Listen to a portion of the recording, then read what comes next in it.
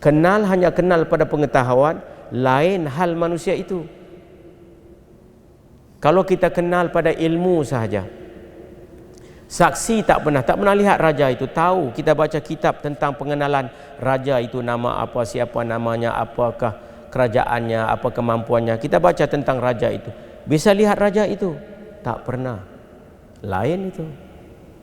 Jadi pengetahuan kita hanya tahap sekadar pengetahuan pada akal, pada penerangan ilmu yakin itu. Penyaksian itu ainul yakin. Dan bersama dengan raja itu, berdepan dengan raja, berhadap dengan raja berkekalan masa itu, sehingga kita mengalami, merasai hal berdepan dengan raja itu dia panggil hakul yakin. Tahu madu daripada Yaman itu, itu ilmu yakin. Biasa kamu lihat madu itu? Tak pernah. Tiba-tiba satu orang balik daripada Yaman, tunjuk dengan sebotol ilmu madu Yaman itu. Dia tengok, wah, merahnya macam emas pula, merahnya itu menyala di dalam itu. Hebat betul. Dia pun balik di rumah cerita, aku sudah tahu madu Yaman ini madu terbaik. Engkau bisa lihatkah? Ada lihat. Engkau rasa belum? Belum lagi. Tidak ada hakul yakin lagi lah. Oh, tak rasa lagi. Dia pun besok pergi rumah kawannya, ketuk pintu. Tap. Ada lagi madu itu. Kenapa pula? Satu sudu. Nak dapat hakul yakin itu. Maka dia pun rasa satu sudu, berbinau matanya. Sedap. Balik rumah pergi cerita dengan kawan, aku sudah dapat hakul yakin. Sebab sudah rasa.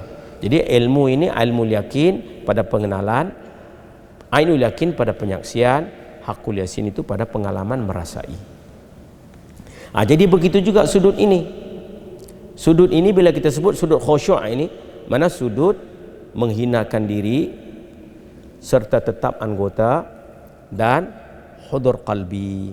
Apa makna hudur qalbi? Yakni ingat hati akan perbuatan sembahyang dan hadir hati kepada Allah. Sekira-kira kosong hatinya itu pada ketika sembahyang itu daripada ma siwallah, daripada ma siwallah. Jadi sekira-kira ini nak menerangkan timbangan, nak mengirakan kadar, makna terang jelas nyatanya ilmu itu menerangkan. Yang dikatakan bila sampai kamu kepada tahap kebaikan tentang hadir itu, apabila sekira-kira kosong hatimu itu pada ketika sembahyang itu daripada ma siwallah, daripada barang yang lain daripada Allah yang tidak ada kena mengena dengan Allah, tak ada lagi. Mana ketika orang yang sembahyang khusyuk ini, dia lupa tempat, dia akan lupa masa. Dua sudut ini terangkat bagi orang yang khusyuk, masa dan tempat. Kita hari ini terikat kita, terpikat kita pada dua sudut itu. Sesuatu yang ada sesuatu itu baginya tempat, baginya masa. Satu lagi, sesuatu yang ada yang tiada bagi yang ada itu tempat dan masa. Ini wujudullah. Wa aqimis salata lidzikri, dan dirikan olehmu akan sembahyang lidzikri, kerana ingat akan daku, aku yang mana itu wajibal wujud, yang wujud tidak padanya tempat, tidak padanya masa. Itu khusyuklah. Lidzikri itu makna khusyuklah. Kalau kita ingat lidzikri itu makna zikir, semua orang boleh sebut terjemahan zahir itu. Dan dirikan olehmu akan sembahyang kerana ingat akan daku. Ingat macam mana? Tak jelas itu. Itu pendak pada penerang guru. Kalau guru tak terang, tak faham kita. Fahamlah sekadar itu, sekadar zahir ayat itu. Sekadar zahir ayat tak mencukupi. Tak mencukupi. Sebab bila sebut ilmu Nabi ini, lafaz ayat itu terpelihara.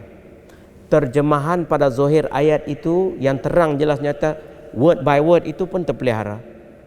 penerangan yang dalam, sedalam-dalamnya, itu pun terpelihara oleh jumhur yang tak lari daripada kesesatan itu, atas jumhur, atas perhimpunan persetujuan ulama itu, ijma' ulama itu, terpelihara juga.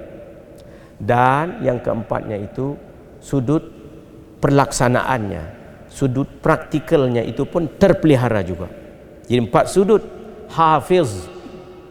Hafiz ini 4 sudut: lafaz, makna yang zahir, penerangan yang dalam atas ijma' itu, dan praktikalnya, perbuatan yang secucuk, yang selaras dengan lafaz itu, penerangan zahir itu, penerangan yang batin, yang dalam itu, dan perbuatan yang secucuk selaras dengan 3 atas itu. Itu hafiz. Kita sekarang hafiz juga, tapi hafiz lafaz itulah. Oh, mungkin naik atas sikit, dia tahu maknanya sebab dia bahasa orang-orang Arab. Tapi tafsir yang dalam belum tentu hafiz lagi.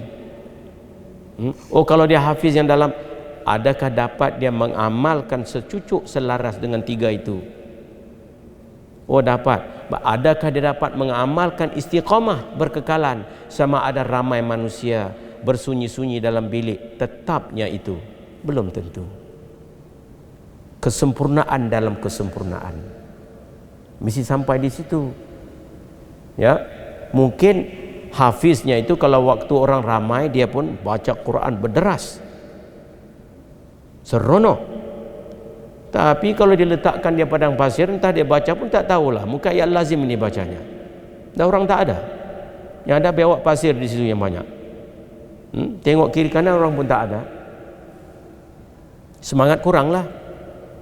Nak persembahkan dengan lagunya, dengan suaranya, tak ada orang nak persembah. Bewak tengok pun lari. Baca ayat lazim cukup lah. Boleh jadi. Bukanlah kita mengatakan mereka buat begitu, tidak. Mana harus, boleh jadi manusia itu begitu, bukan mustahil. Perangai manusia ini bukan mustahil dia orang berdepan dengan ramai begitu, di belakangnya tetap begitu. Tak tentu, melainkan dia sudah sampai kepada khusyuk ini. Sebab itu musannif kita berkata di sini, sayugianya diamalkan oleh orang yang salik. Artinya orang yang menjalani jalan akhirat itu supaya amalnya itu khusyuk. Supaya amalnya itu khusyuk. Apa makna khusyuk? Menghinakan diri serta tetap anggota, dan hudur qalbi, yakni ingat hati akan perbuatan sembahyang dan hadir hati kepada Allah. Sekira-kira kosong hatinya itu pada ketika sembahyang itu daripada ma siwallah. Agak boleh hafaz tak? Cuba hafaz. Peringkat awal kalau kita nak dapat hakikat khusyuk, kena hafaz dulu. Ini hafaz pun kita malas. Ya, kita tengok baca, alamak panjang sangatlah. Penasihat agung di dalam dah berbunyi. Panjang sangatlah. Oh, panjang pula. Kalau lagu dia tak kata panjang pula. Kalau apa-apa yang dia berkehendak itu tak pula berbunyi di dalam itu panjanglah, pendeklah. Tak ada. Terus dia terima. Jangan dengar cakap penasihat agung di dalam kita itu. Cuba kita hafaz makna kalimah khusyuk, supaya lain kali kalau orang kata khusyuk, engkau tahu ke apa makna khusyuk itu? Khusyuk lah. Apa maknanya? Engkau ni banyak soal lah. Khusyuk lah. Nampak? Dia tak tahu itu apa maknanya. Ataupun dia nak mereka, khusyuk itu mana? Khusyuk mana? Ingatlah. Dia nak mereka itu. Bukan nak mengaku kita tak tahu. Kena belajar lagi. Ya. Bila khusyuk, bila kalimah khusyuk kita sebut, mesti ingat. Sudut menghinakan diri. Sudut tetap anggota. Sudut hadir hati, ini hudur qalbi. Hina diri, tetap anggota, dan hudur qalbi. Apa makna hudur qalbi?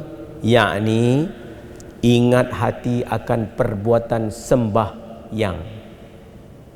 Hati itu ingat perbuatan sembah yang Maha Esa itu. Sentiasa ingat, daim.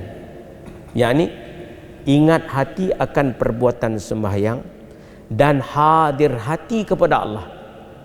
Sekira-kira kosong hatinya itu pada ketika sembahyang itu daripada ma siwallah, sehingga terkeluarnya itu daripada zon waktu dan zon tempat. Khusyuk betul lah itu, ya.